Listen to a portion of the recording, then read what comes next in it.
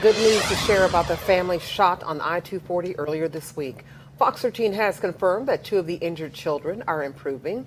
2 remain in critical condition. Their father has been released from the hospital. And tonight, for the first time, we're hearing from the Good Samaritans who helped get the family to the hospital. Thank you so much for joining us tonight. I'm Darcy Thomas. And I'm Daryl Green. That father and his 4 young children were shot during rush hour Tuesday at I-240 near Poplar in East Memphis. Police tell us it was all because of road rage. Bystanders stopped to help that family, loading them up in their own vehicles and rushing them to Baptist East. Fox 13 Sierra Jordan found one of those Good Samaritans. She joins us live tonight at La Bonner, where the children are being treated. Sierra, the men in this case, they did not hesitate to help. Darcy, Marcus Ross told me it was a team effort with his brother. Now, he described when they rushed into action to rescue the kids and bring them safely to the hospital. And his son fell on the ground. He was screaming that his son had got shot. You've likely seen and even heard what happened on I-240 in East Memphis Tuesday. Shots fired at a car with a man and his 4 young children inside. All 5 of them hurt. Marcus Ross and his brother and their young children were nearby. We started hearing gunshots, like a lot of gunshots started going off. And we had our 2 sons in the back seat. With no hesitation, Ross says he and his brother immediately got out of their car and saw a man screaming for help. So we was already running towards him. And my brother had picked up the son, and I tried to put the dad in the car. He was like, hold on, I got some more kids in the car. And all 4 young children, ages from 2 through 8, and their dad injured in the shooting. This photo shows Ross's brother, Diamond Harper, holding the critically injured 8-year-old with Ross right behind him. Suddenly, Ross's car became an ambulance. We flying through traffic, I'm blowing the horn, the dad and everybody in the car trying to keep the kids woke because they were losing consciousness. So he yelling, screaming, saying, man, y'all gonna make it. It's gonna be all right, y'all not going nowhere. Ross says they took the family to Baptist Memorial Hospital, a couple exits up the highway. But he says he doesn't consider himself a hero. Memphis really came together, from the police to the people that assisted the police to getting the description of the vehicle. Everybody played a big part.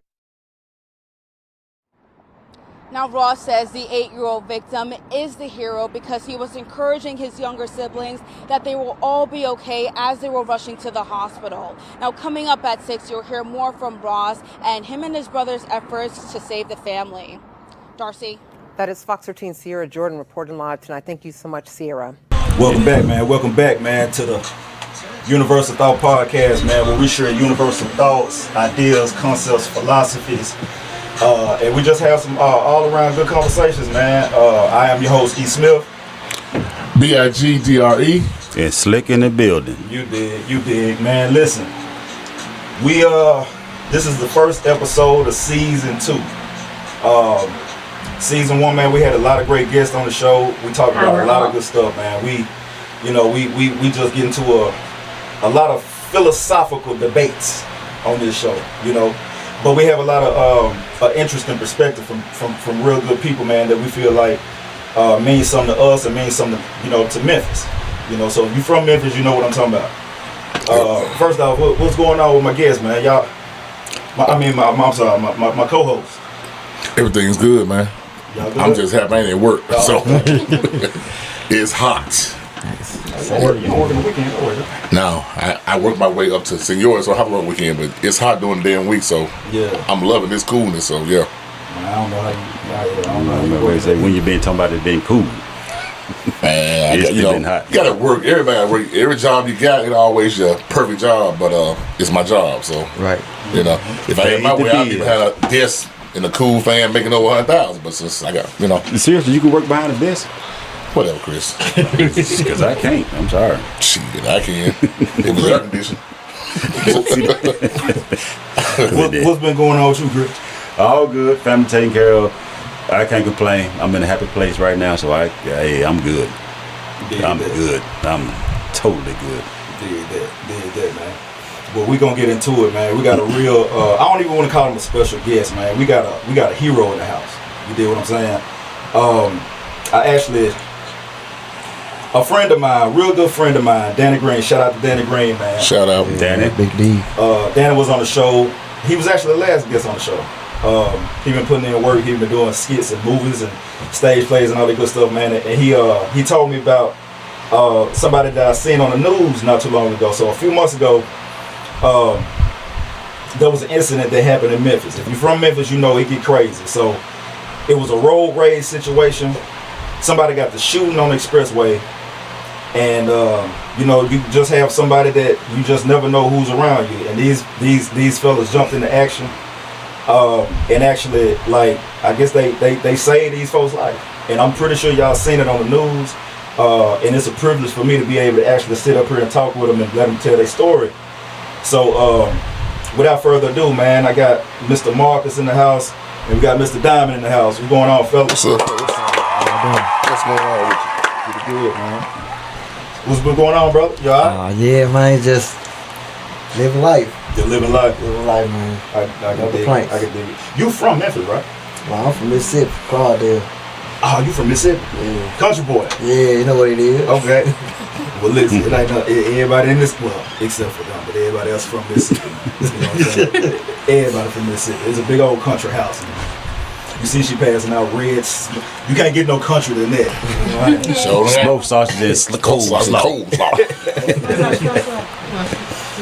Yeah. Nah, we Muslim, we don't eat pork. Oh, wow. Okay. I ain't disrespecting y'all, but I'm finna eat this man. Hey, do your thing, man. Do your thing. Huh? Do your thing. But go ahead, eat. I ain't Muslim, but I don't eat pork either. But yeah, man. Oh, and Diamond, man. Where you from, bro? You from Mississippi? Memphis. You from Memphis? Yeah, I'm from Oklahoma. Okay. Ooh-wee. Yes, Great sir. man. Yes, sir. Great lad. Yeah, man. Memphis is a good. I mean, listen, man. Memphis is a good place to.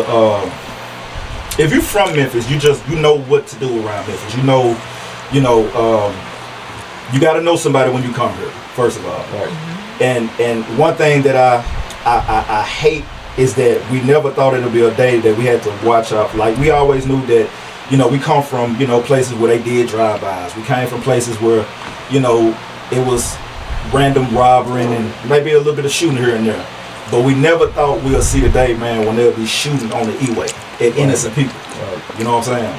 Yeah. So, man, look, listen, let's just jump right into it, man. So, walk us through this situation, man. What was you doing prior to it happening?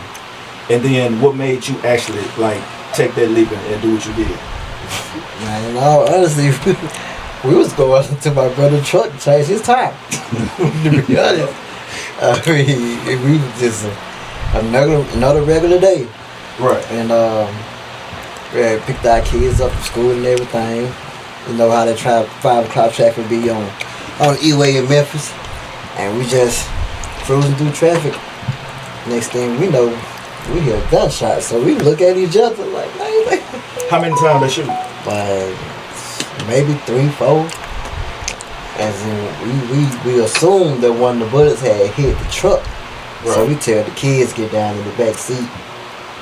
When they get down in the back seat, man, I'll grab my gun because I'm licensed to carry. Right. So I grab my gun. We sit up trying to see what's going on. My brother like, man, they shot the little boy because we see him and dad get out the car. He jumping up and down, screaming. So we get out the car, like no hesitation, none of it. We just get out the car, head towards the son and his dad. People outside recording, like they not even trying to help. Like it's all about social media nowadays. They just want likes, you know what I'm saying? Yeah. So they out there with their phones, they recording. People still trying to move through traffic. So I'm telling the car to stop. He on the left side, head toward the kids and the dad, and I'm right behind him. So the little boy fell on the ground. He instantly picked up the child. I said, bro, look at his hand. So we rushed the boy back to the truck. We tell the dad to get in the truck. We're like, man, I got 3 more kids in the car. So all the kids get all the kids out the car. I went to pull the car up. My brother stayed there helping him get the kids out the car. Each child got out the car had a gunshot wound or a gash. And the dad, his adrenaline so high, he's so focused on the kids, he don't even realize that he been shot. So we finally get the kids in the car. My brother was like, man, ain't enough room, y'all go ahead go. I'm like, no, bro, I ain't leaving you. I'm not leaving you, they just got to shoot. So before we know it, man, this guy, undercover agent, man, he came out of nowhere. At first, we just thought he was a doctor, he started helping patch up the kids or whatever, found out he was an undercover cop. So, if I'm not mistaken, he the one that called in what happened on the expressway. Mm-hmm. So, we piled his kids, all the blood on top of our kids, and my brother get in the car with the police officer, and man, we just struck out to the hospital and talk about, man, I'm going at least about 56 because traffic so jammed up, but as I'm driving, I'm blowing my horn, telling people get out the way, whatever. And so we passed all the exits and made it to what hospital it was with that? Was it Germantown? Germantown Baptist. I think so. Yeah. Baptist. Where the actual shootings was? Oh man, it was in between, like a few minutes, probably 2-3 minutes before the popular exit, heading towards East Memphis, toward the east. So we get to the hospital, we already see squad cars up there, police officers up there. So I'm rushing, still blowing the horn or whatever. And I hopped out the car, had grabbed one of the kids, ran to the hospital. I like, man, 4 kids and dad got shot. So like everybody was in shock. Like nobody moved because they're like, what's going on? So I said again, man, 4 kids and dad got shot, somebody moved. So next thing you know, people started coming from the back, started helping the kids. My brother bring the kids in or whatever. So they rushed the kids to a bed, rushed them to the back. The dad, his adrenaline still high. He still don't realize he got shot. Me and my brother said, bro, you got shot. Like he needs assistance too. Yeah. So I'm talking about doctors, nurses coming from everywhere, police is coming from everywhere. Like now the hospital all in chaos or whatever. So, but I mean, they didn't hesitate to help the kids. I mean, they got all the kids to the room, to the bed, started doing what needed to be done to save their lives and everything. That's what's up. And of course, by it being a crime scene, they had to come save my vehicle, or whatever. But I mean, we did get it back. The family came up there when they realized who we were. They thanked us, shook our hands. They fed us, they gave us drinks to make sure we was okay. They cleaned out our vehicle with all the blood and stuff in. Like until today, we still communicate with the mom and everything. With the kids and everything. All the kids doing good. The oldest one, Kyrie, the one that got shot in the wrist, he just had to have surgery again, but he's still good and everything. But like I said, all the kids made it. The dad made it. They in good spirits. And then the mom in good spirits. She had to quit her job, but alhamdulillah, she's still holding strong. You know what I'm saying? She's doing what she has to do as a mother. So I applaud to her. I was looking at the video. My bad, bro. I seen that when the dad jumped out the car and he was running. Was he running away from the gunfire, or was he just looking for help?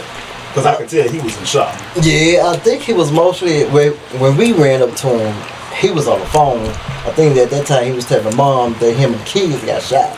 So by it instantly just happened in a split second as me and my brother running towards him, he kind of like cautious, like who these people are? Cause like I said, I got my gun in my hand. So so you could easily be the one that shot at him. Yeah, but when he realized that we was there to assist, then he eased up and started allowing us to help with the kids and everything. Okay. Cause he was like through the whole ride, like I said, he was being a dad. He was focused on the kids. Like the kids started passing out, he's screaming, telling them, stay woke, you're gonna make it, you ain't going nowhere today. Stay woke, stay woke, stay woke. I'm talking through the whole ride. He focused on nobody but the kids. That's good. That is good. First, I want to thank you, man. Thank you, because we don't hear these kind of stories in Memphis. You know that. But I guess my question would be is, if prior to this happening, and you heard somebody, this ain't you, somebody else shooting on the expressway, would you think that you would have done what you've done? Because sometimes you'll say, oh man, I ain't getting involved, I ain't gonna do that. But when stuff actually goes on, you end up doing this, and you like, are you surprised yourself for doing, or this is your nature, or I mean, what? Me personally, I'd probably just say it's my nature, because they happened on Tuesday, Monday. I witnessed a car accident. A young man lost his life, but I instantly jumped out my car and started helping them. And then the next day, that's when the shootout happened on the expressway. Then the next day, I'm heading towards my brother's house. I see a PD officer. He trying to push a car out the road. I said, officer, you need some help? He was like, yeah. So I guess we need to get out the car, help him. So I'll probably say it's just in my nature, just who I am. That's good. You might want to start walking somewhere, place, because that seems like all this going on. You drive and shit happening, but yeah, that's good though. That's good, man. I'm telling you, man. So, but I would ask this. You said it's not your nature. But It is your nature. Yeah. Where would you say that nature comes from? That you could be appreciative of where it came from? Man, in all honesty, probably my mom. You know what I'm saying? Man, she, I watched her raise 5 kids by herself. You know what I'm saying? And I'm talking about working dead-end jobs, coming home, have to cook, have to clean for us. You know, then have to get right back up, go back to work. No help from no man, nobody. You know what I'm saying? So, like, my mom did her best to raise us right, and all hats off to her because she did what she did. So for her, then I want to be who I am today. So you're appreciative for that. Oh yeah, very Hand much. clap for everybody. Yes, sir. I love that. That's man. Like I said, we don't hear these stories. All you hear about Memphis is shooting, killing, shooting. That's what I mean. Did they ever find the people, the original shooters? Like, did they know that? First of all, were they shooting at that guy specifically, or did they just shooting at random? No, they were shooting at him. So he had some stuff going on with that. I wouldn't say, like I said, as the word got back to us, it was just random road rage. Road rage. Yeah. That's crazy. Yeah, I think I remember that story. I don't know. Was they It was supposed to be in a stolen car or something and just doing it? I remember that story. Shout out to you guys, man. Much respect. Yes, sir. Hold on, so they was in the stolen car. They shot up. Yeah. That I didn't know. Yeah. Didn't know they were. Okay, but you don't know if they caught them, and, you know. From my knowledge, from what I read, they have caught at least 2 of them. Don't remember their names though, but they caught at least 2 of them. You know, Memphis real bad about catching folks. Memphis don't, you know, this happens so much. I don't really be hearing about people getting caught. Oh no, they actually catch them. The call rate is actually higher than you think. They are good, even though they're understaffed. But if you had anything to say to them guys that actually did it, what would you have to say, or you just at peace with it? I mean, well, everybody got an answer to God at the end of the day. So, you know, I mean, just none of the choices, I guess. So as long as you're happy within self, you good. Yeah, I'm just most glad that the kids made it. You know, the kids are innocent. You know, so kids made it. They healthy. They getting stronger every day. So long as they good, hey, I'm satisfied. Cool bean. Well, we need to get y'all ass off the street though, for real. Because if I'm riding down the street, man, and I hear somebody shooting and the bullets actually hit my car, and I see him and I know who did it, man, it's like, I ain't saying of course I'm gonna make sure everybody in the car straight, but I want you to die. I'm finna get you. You gotta die. I'm going to jail if I get charged today. I'm just gonna have to get charged. Right. But they don't. But let me ask you this, man. You said on the video, you said, or they said that you didn't consider yourself a hero. Nah. What's your definition of a hero? What you think a hero is, man? Because what you did was, I mean, you did something what nobody else probably the average person wouldn't do. I mean, it just, I don't know. Like, I think when I was probably like 8 or 7, like playing in the street, I played basketball in the street or whatever you're supposed to. I mean, car speed down the road. I mean, I pushed my cousin out the way, I stayed there, you know. Like, I've been doing this since I was young. So like you said, it's in your nature. Yeah. So, I mean, I'm not thinking that I'm a hero, that just what you do. That's a part of me. Would you think it's just a sight that you have kids? No, because even if I did have kids, it's just a sight that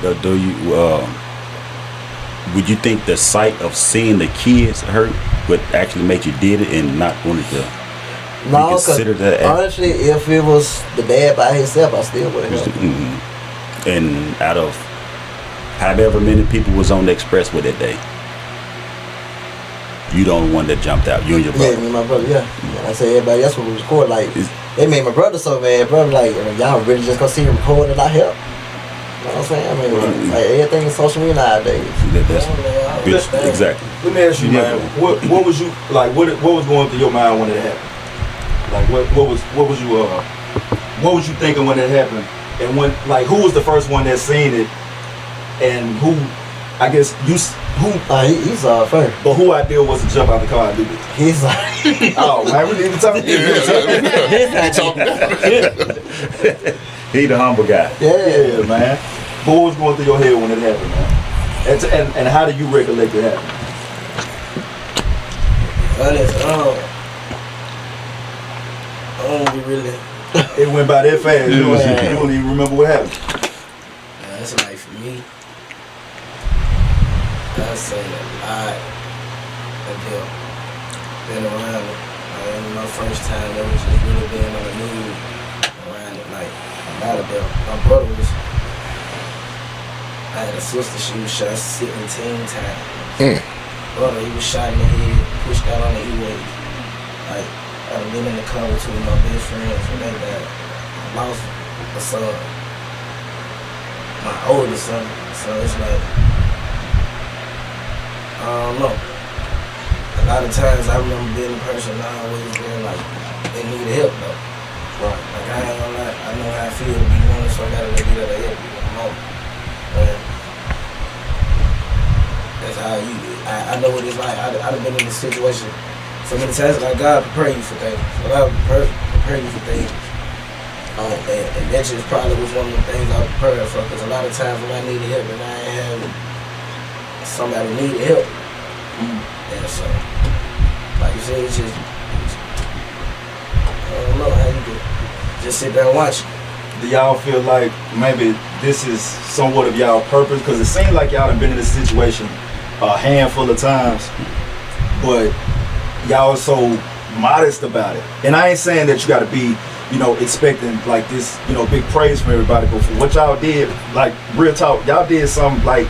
I ain't gonna even say most. I'm gonna say most, if not all, people in Memphis won't do. Yeah, a lot of people tell us that. We wouldn't even do that. Right. Like, I don't think like getting hit by the cars and I ain't even really. I'm gonna be honest. What really made me realize what was going on, I realized it was the police beside me. I tried to leave. I was like, hey, trying to go. I ain't gonna lie. I told them, I said, leave me on the E-way. Y'all go. Everybody go. He was like, man, we ain't finna leave you here. I said, please go. I honestly didn't know what was. Like when we jumped out the car, I just knew. And I said, baby, it was just go. And I honestly don't remember. Like, I just remember hearing the dude next to me pulling out a radio, and I looked at him and I asked him, I said, you police? He said, go. Time to go. So, Galley Road. I don't know if we had nothing to do with that. So the undercover was right there?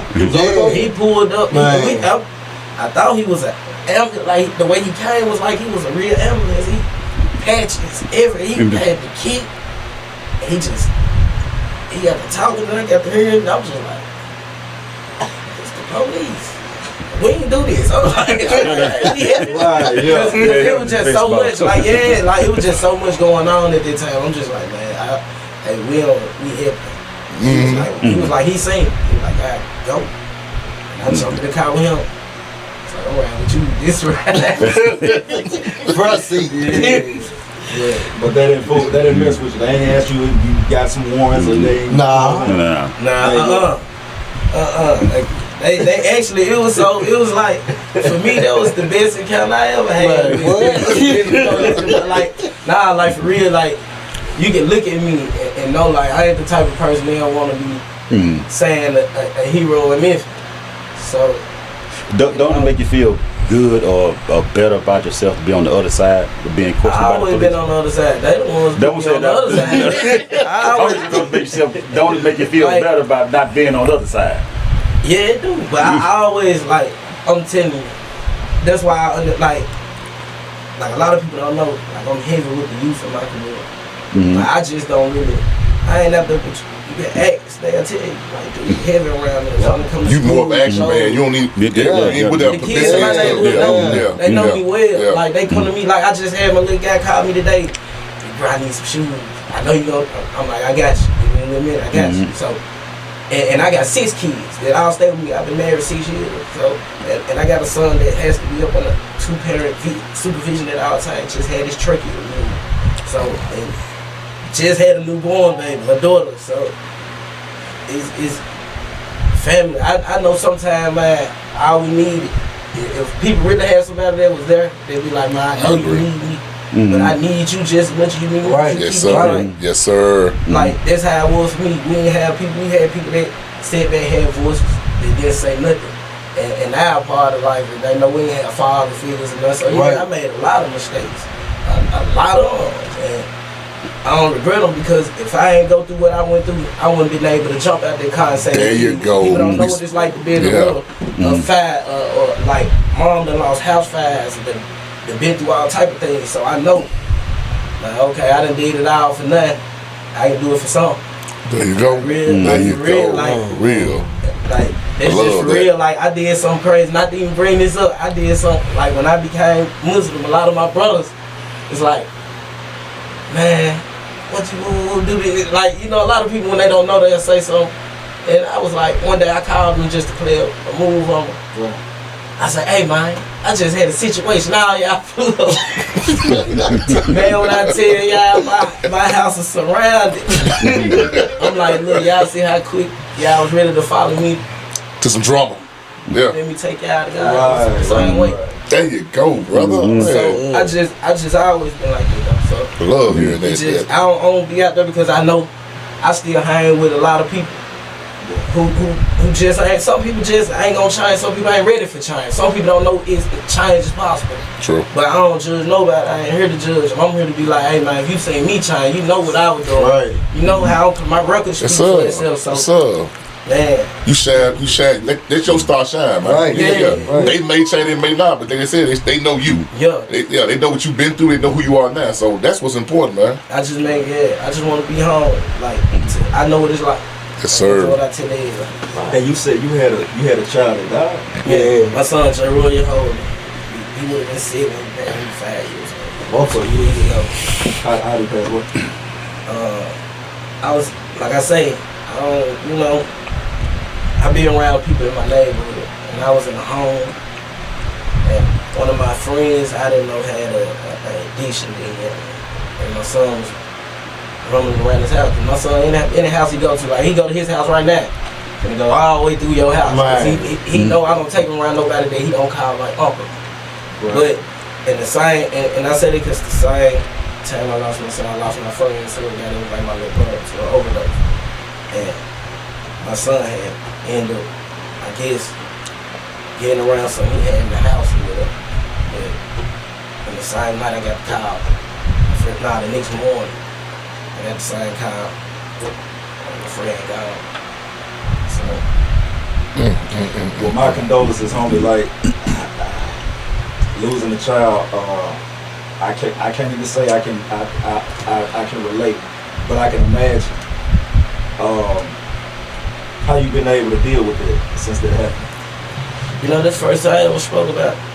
I ain't talking to my family, nobody ever about it. First time I actually ever spoke about it. Ever. But it's just so people know. Like, man, ain't nobody perfect. Like, I don't sit here and fake. Like, man, it's just, it made me be more into my people's life though.